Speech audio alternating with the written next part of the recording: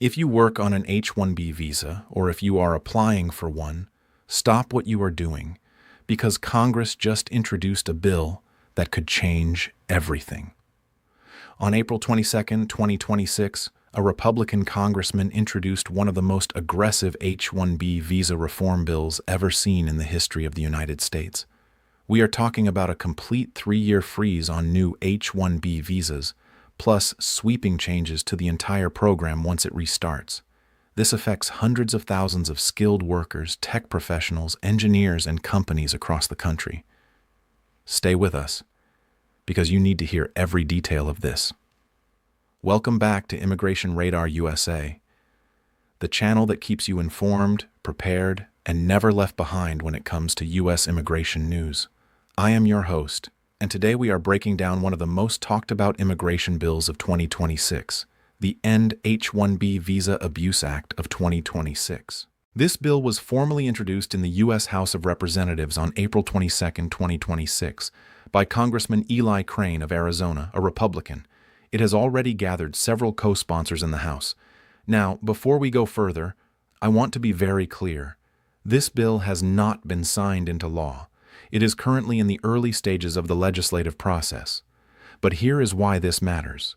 It signals a major shift in how Congress is thinking about skilled worker immigration, and it has already sparked a nationwide debate. We are basing everything in this video on official sources, including the congressional record from congress.gov and the official press release from Congressman Crane's office. So, let's get into it. What is this bill? The End H-1B Visa Abuse Act of 2026 was introduced by Representative Eli Crane on April 22, 2026. The bill's central proposal is to pause, completely stop, the issuance of any new H-1B visas for a period of 3 full years. After that 3-year freeze, the program would be allowed to restart, but under dramatically different and much stricter rules. The bill has been co-sponsored by several Republican lawmakers, including Representatives Brian Babin, Brandon Gill, Paul Gosar, Wesley Hunt, Tom McClintock, Keith Self, and Andy Ogles, all from Texas, Arizona, and other Republican-leaning states. The key provisions. What the bill proposes. Let us go through the most important changes this bill would make, one by one. Change 1. A 3-year complete freeze. The most dramatic part of this bill is simple. 0 new H-1B visas for 3 years. No new petitions, no new approvals. The entire program would be put on hold while the government reviews and rebuilds the system. Change number 2. The annual cap gets cut in half. And more right now, the U.S. approves up to 65,000 H-1B visas every year, plus an additional 20,000 for workers with advanced U.S. degrees. Under this bill, the annual cap would be slashed to just 25,000, with all existing exemptions eliminated. Change number 3. No more lottery, a wage-based system. Instead, currently when too many people apply for H-1B visas, the government uses a random lottery to decide who gets selected. This bill would end that. Instead, visas would be awarded based on wages, meaning the highest-paid job offers would get priority. The idea is to prevent companies from using H-1B workers as cheap labor. Change number 4. A $200,000 minimum salary floor. One of the most striking proposals is a mandatory minimum salary of $200,000 for any H-1B worker. This is more than 3 times the current average H-1B wage in many parts of the country.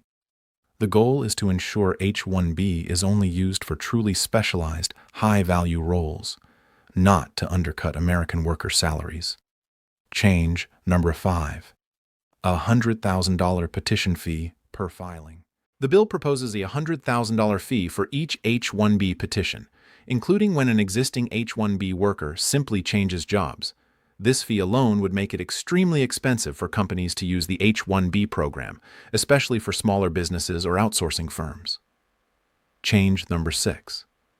Employers must prove. No American was available before any company could file an H-1B petition. They would need to certify, with evidence, that they could not find a qualified American worker for the job. They would also need to confirm that they have not laid off U.S. workers recently before bringing in foreign talent. Change number 7. No dependents, no OPT, no third-party staffing. This is where the bill becomes even more far-reaching. Under this proposal, H-1B visa holders would not be allowed to bring their spouses or children to the U.S. as dependents. The Optional Practical Training Program, known as OPT, which allows international students to work in the U.S. after graduation, would be eliminated, and staffing agencies and third-party consulting firms would be banned from sponsoring H-1B visas. Why was this bill introduced? According to Congressman Crane, the H-1B program has been, and I am paraphrasing here, hijacked by large corporations to replace American workers with cheaper foreign labor. His argument is that the program was originally designed to fill temporary skill gaps, not to become a pipeline for outsourcing. Representative Brandon Gill, one of the co-sponsors, stated that the bill is about making sure immigration policy serves American workers first. This bill is part of a much larger wave of Republican-led proposals targeting the H-1B program in 2026. Another bill, the Elimination Act, introduced by Representative Andy Ogles, goes even further and calls for the complete dismantling of the H-1B program altogether. Who is most affected? Let me be very direct with you, because this is the part you really need to hear. The H-1B visa program currently has over 600,000 active visa holders in the United States. The largest group, by far, comes from India, which accounts for more than 70 to 80% of all H-1B recipients. Chinese nationals are the second largest group. If this bill were to pass, the impact would fall most heavily on Indian and Chinese tech professionals and engineers currently working in or applying to work in the United States. Impact on current H-1B workers. Existing H-1B holders. Your current status would not be immediately revoked, but if your visa expires or you want to change employers, you may face much stricter and more expensive renewal requirements under the new system. Changing jobs. The $100,000 petition fee would apply even to job changes, making career moves extremely costly or even impossible for many workers. Dependent spouses and children.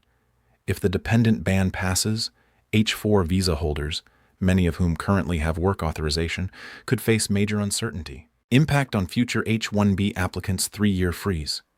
If you are planning to apply for an H-1B visa in the coming years, this bill, if passed, would shut that door completely for at least 3 years. OPT elimination. International students currently relying on OPT to work after graduation would lose that pathway entirely. Higher costs. The $100,000 filing fee and $200,000 salary floor would price out many small and mid-sized companies from using H-1B altogether. Impact on U.S. companies and the tech industry critics of this bill, including major tech companies, business groups, and immigration advocates, argue that gutting the H-1B program would cause serious damage to the U.S. economy. Many Silicon Valley companies, startups, hospitals, and engineering firms rely heavily on H-1B workers to fill roles they say cannot easily be filled by the existing American workforce. There is also a national security argument being made. Many H-1B holders contribute to cutting-edge research in artificial intelligence, semiconductors, and defense technology. Restricting that talent pipeline, critics say, could hand a competitive advantage to China. What is the current status of this bill? This is very important, and I want you to hear this clearly. As of April 24, 2026, the End H-1B Visa Abuse Act of 2026 has been introduced in the House of Representatives. It has not been voted on. It has not passed any committee. It has not been signed into law. According to legislative tracking sources like GovTrack, none of the recent anti-H-1B bills introduced in Congress in 2025 or early 2026 have progressed beyond the introduction stage. The road from introduction to becoming law is long. It requires committee approval, a full House vote, Senate passage, and the president's signature. However, and this is the key, the sheer number of Republican lawmakers introducing these kinds of bills shows a clear political direction. The pressure on the H-1B system is real, and it is growing. Even if this specific bill does not pass, it could influence future policy, executive action, or USCIS rule changes. What should you do right now? Follow official sources like uscis.gov and congress.gov for updates. If your H-1B visa is up for renewal, or you are planning a job change, speak to a qualified immigration lawyer now, before any changes take effect. Do not panic, but do prepare. This bill is not law yet, but it is always smart to understand your options and have a backup plan. Follow this channel. We will keep you updated on every major development in this story as it unfolds. Let us quickly recap what we covered today. On April 22, 2026, Congressman Eli Crane introduced the End H-1B Visa Abuse Act of 2026 in the U.S. House of Representatives. The bill proposes a 3-year complete freeze on all new H-1B visas, followed by dramatic changes to the program, including cutting the annual cap from $65,000 to $25,000, replacing the lottery with a wage-based system, requiring a minimum salary of $200,000, imposing a $100,000 petition fee, eliminating OPT and dependent visas, and banning staffing firms from sponsoring H-1B workers. The bill currently has bipartisan opposition from the tech industry and business groups. It is in the very early stages of the legislative process and is not yet law, but the political pressure on skilled worker immigration in the U.S. is real, and you need to be prepared.